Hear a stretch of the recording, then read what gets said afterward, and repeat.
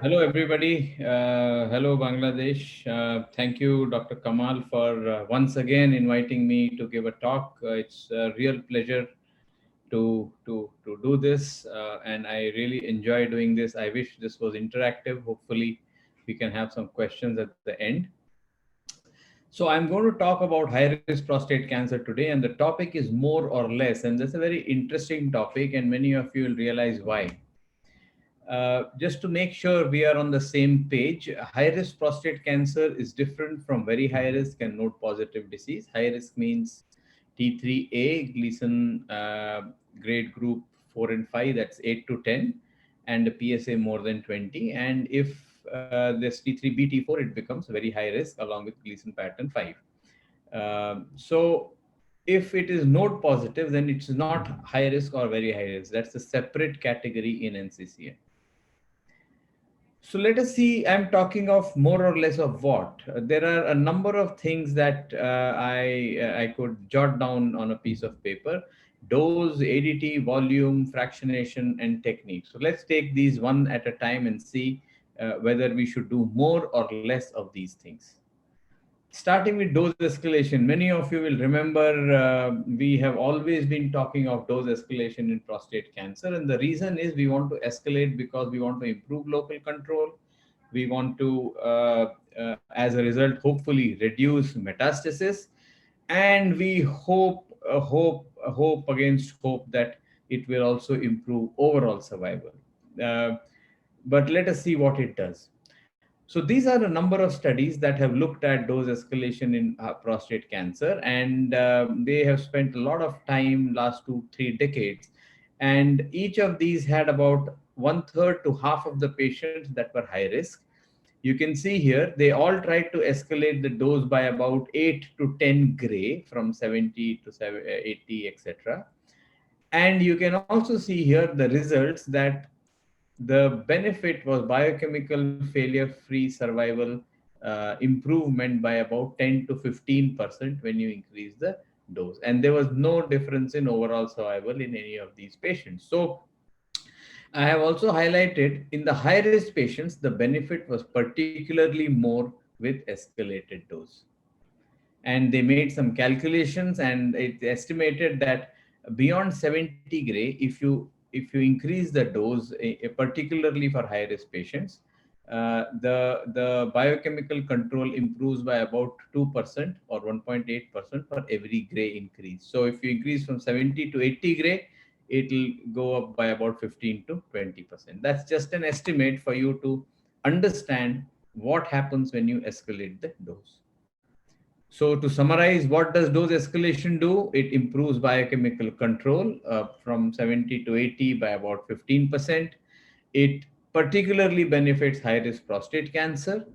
It probably also reduces distant metastasis. What it also does, and I didn't show this to you, is it increases grade 2 rectal toxicity by about 1.5 times. So that is a cost you pay for dose escalation and improved biochemical control, but there is no improvement in overall survival. And if you want to go beyond 80 gray, people have tried that very recently. Just last week, there has been a paper that shows this is a outcome of a trial called Flame, a randomized trial. All were high risk, almost all were high risk, 570 patients. You can see standard arm was a high dose of 77 gray, and test arm was adding a SIB boost to 95 gray. And what it did, it improved biochemical failure free survival and disease free survival by adding an extra dose. There was no change in overall survival. So again proves you increase the dose, you increase the control, and this is what brachytherapy also does. So high dose, more or less, clearly more is better, but I would want you to all remember not to push the dose too high. I have clearly shown that it does not improve survival, especially in older patients and frail patients who have a shorter life expectancy. Sometimes they have comorbidities, piles and fissure.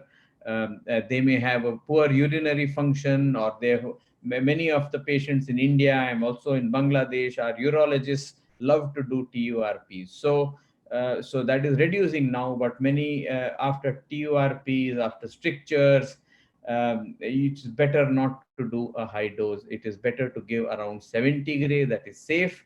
And especially if many of you may not have IMRT, it is better not to do dose escalation. 70 gray is good enough because you'll not be able to meet the constraints and you'll not be able to deliver it safely. So let's go to technique, advanced technique. Let us see more or less of advanced technique. This is a classic paper from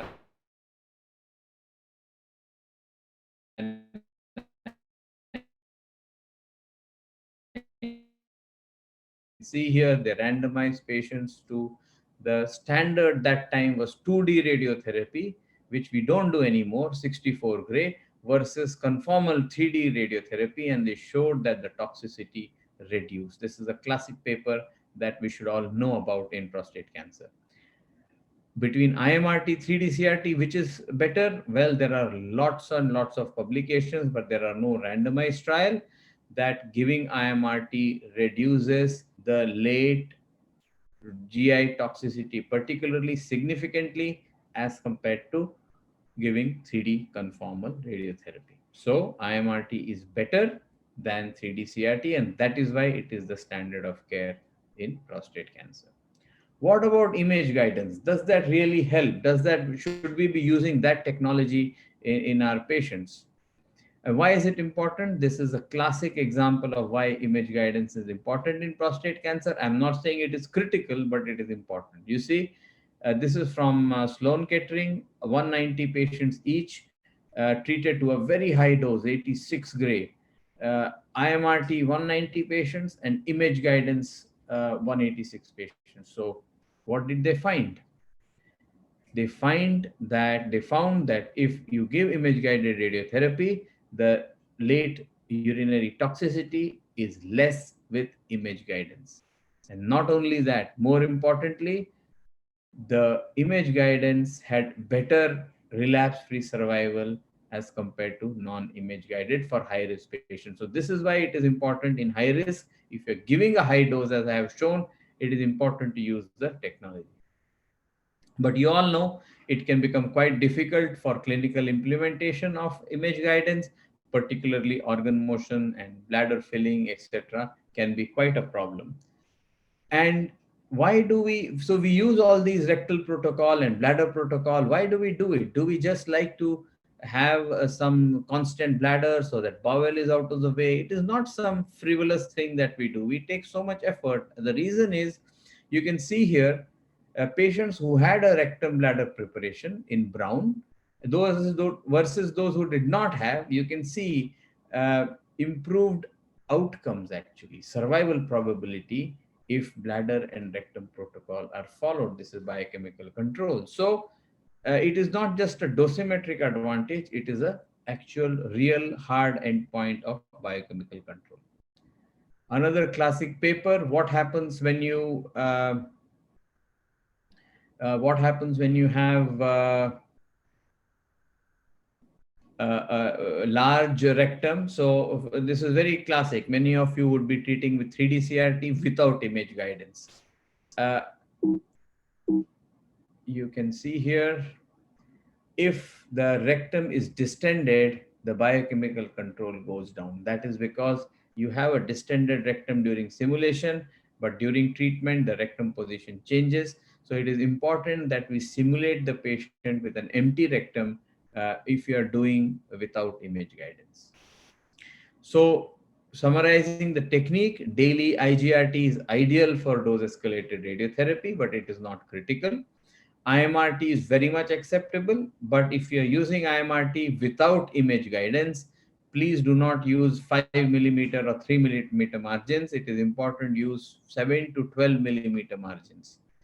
And 3D CRT is clearly acceptable treatment. You should not go beyond 70 to 74 gray with 3D CRT. There is no point. I have shown you going beyond that only increases biochemical control, but it will significantly add to toxicity if you are only doing 3D CRT. I hope that is clear. ADT, let's talk about ADT. All of you, if I ask you a question in high risk prostate cancer, what kind of ADT, how long should we give? Most of you will clearly say, oh, we have to give for 2 to 3 years. Very good. All the students know, all the doctors know, at least most radiation oncologists know. So, but you must remember that these 2 to 3 years came over the last 30 years of evidence, multiple trials, which use 64 to 70 gray of radiotherapy. Now, you may come up and say, but today you just told us that we have to give a high dose, 74 to 80 gray, 78 gray. Do we really need so much ADT? It causes so many problems and it's so expensive for the patients. So let us see what the data shows. This is a very recent Spanish study, randomized trial called DART-01. 355 patients were randomized. All were high risk. All received a high dose, 76 gray. You can see here, conformal radiation. This is what we want to do today.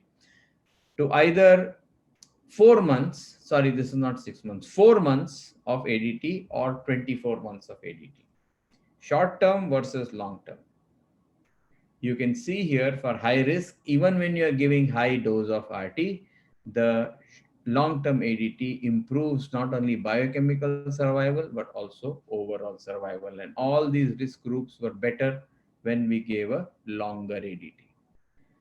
So you may say, is it 2 years enough? Many people tell us 3 years. Can we give a shorter duration? Can we give 18 months? So this is a very, again, another important trial, 630 patients. So randomized to 3 years, and 3 years has been the standard.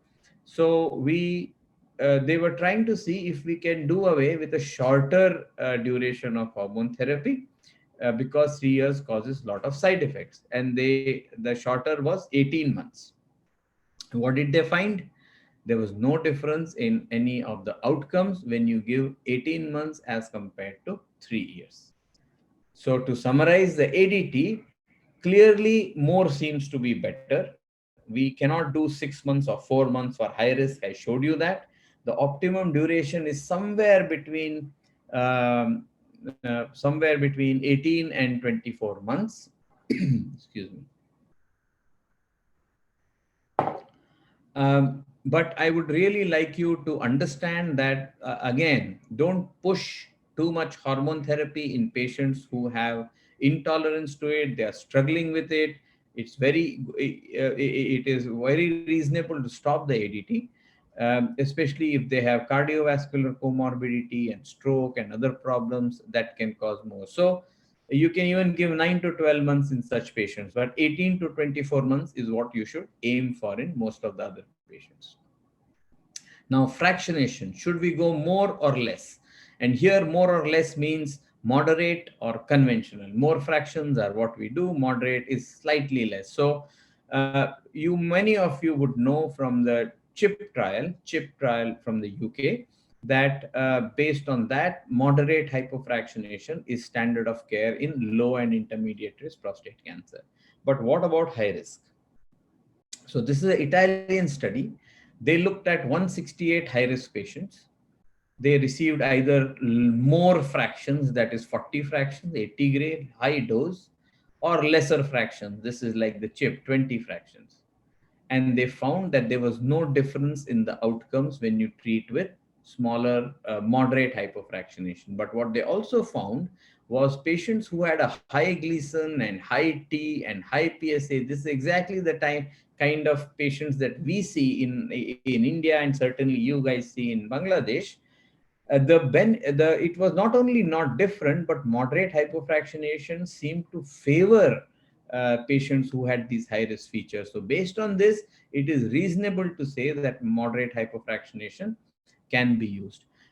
What about SBRT? Can we do SBRT for high risk prostate cancer patients? So this is our own data that we published a couple of years back. We have treated, so this is 68 patients with high risk prostate cancer, node positive prostate cancer, all treated with SBRT. And you can see here 30 to 37.5 gray in 5 fractions. We treated the pelvis with 25 in 5, and the toxicity is pretty low, under 5%. So it is safe to treat it, but it is not the standard. It will only become the standard of care when we have the results of this trial that we are doing right now. These are all high risk positive patients. It's 460 patients, and we are nearing the accrual of 200. It is comparing moderate hypofractionation that I showed you versus SPRT in high risk patients. So this will take a few years to publish, to present. Thank you. So more or less of fractionation, I think slightly less, which is moderate, is quite acceptable and should be used. SBRT is still not the standard of care, but it does seem that it can be safely done. Okay, finally, more or less of target volume. This is probably the most important and interesting thing of recently that I'd like to show you. The question that has been plaguing the radiation oncology community for the last 30, 40 years is, if we have no pelvic nodes in N0, node negative, high risk patient, should we treat the pelvis or not? So, two trials have shown that we don't know what the answer is, and there were a lot of problems why that happened. The design of the studies was not great, the target accrual was not great, how they treated was not modern. So we started a randomized trial called POP-RT. This was all patients were node negative. They had a lymph node risk of more than 20%, and we randomized them to receive either 68 gray in 25 fractions to the prostate only, or the same treatment plus pelvic radiotherapy of 50 gray. And what did we find? I'm very pleased to tell you that this was published in the Journal of Clinical Oncology just last week, and it is creating a lot of excitement around the world. Um, all patients had 24 months of ADT, and median follow-up was 68 months. So that is more than 5 years. Outcomes were far better in patients who had pelvic treatment for these high-risk patients. So 95 versus 81, 90 versus 77 was disease-free survival. There is no difference in the overall survival yet. But this comes at a cost. The pelvic treatment, radiotherapy that improves outcomes, comes at a cost. We published this.